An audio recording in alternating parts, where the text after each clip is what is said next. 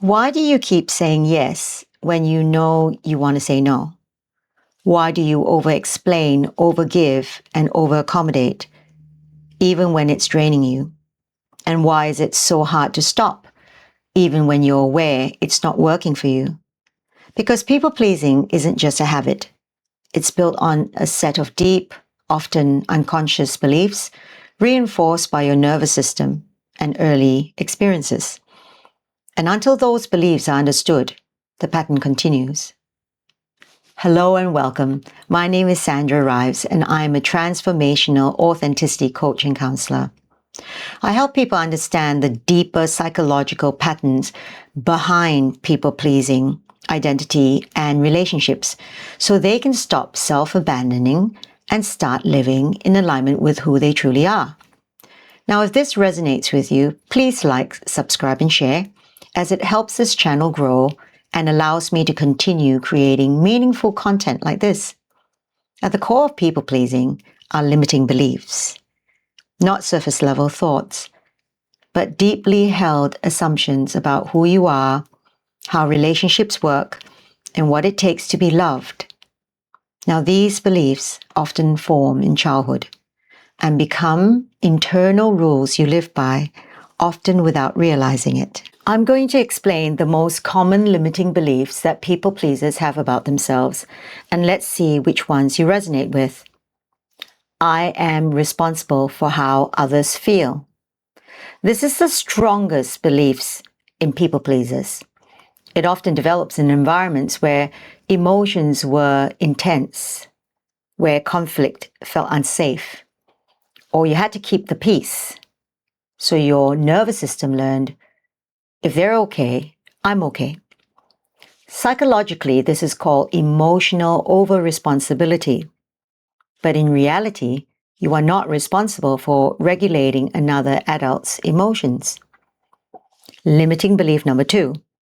If I say no, I will be rejected. This belief is rooted in attachment fear.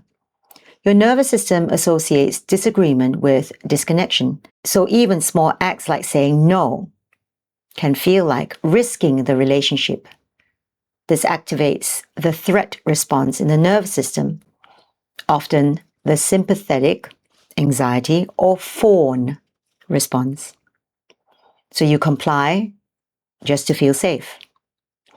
Limiting belief number 3, my needs are less important. This belief often forms when your needs weren't prioritized or expressing them didn't lead to being met. So you learned it's easier not to have needs. Over time, this becomes identity, not just something you do, but something you believe about yourself. Number 4, I have to earn love and approval. This is a core conditional worth belief. Love wasn't experienced as something stable. It was something you received when you behaved well, when you helped, when you didn't cause problems. So you internalized, I'm valued for what I do, not for who I am. And that becomes the blueprint for adult relationships. Let me explain the nervous system and why it feels so hard to change. Here's where many people get stuck. Because even when you know these beliefs aren't true, your nervous system still reacts as if they are. According to polyvagal theory, developed by Dr. Stephen Porges, your body is constantly scanning for safety. So when you consider setting a boundary or saying no or expressing your needs, your system may register it as danger.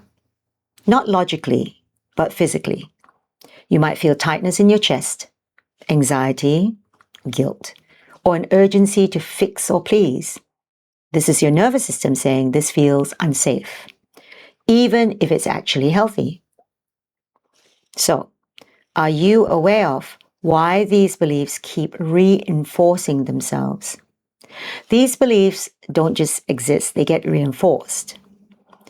So every time you say yes when you mean no, prioritize others over yourself, or avoid conflict, you are actually confirming to yourself, this is what I need to do to stay safe.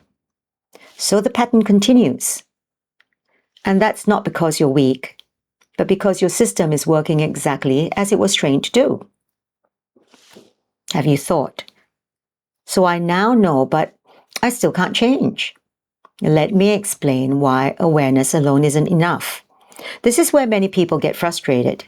You might understand all of this and still find yourself doing the same thing, because awareness doesn't automatically change behavior.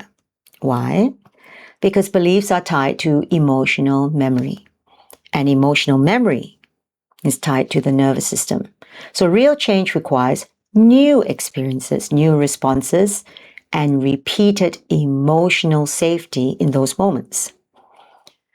I'm going to give you one practical method to start your journey of change.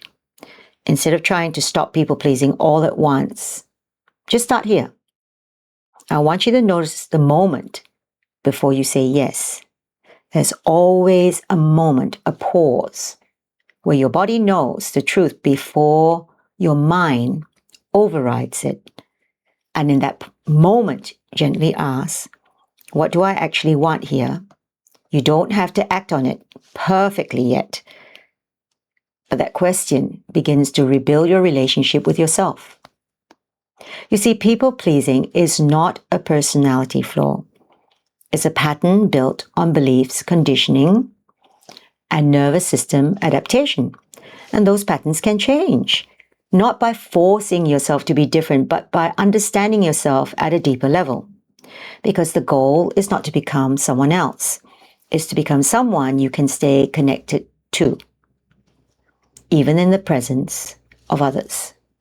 If this is you, if you recognize these patterns in yourself, the overgiving, the self-doubt, the struggle to say no even when you know you should, then this isn't something you have to figure out on your own, because these patterns don't just change with awareness. They require deeper work at the level of identity, conditioning, and your nervous system. And that's exactly the work I do.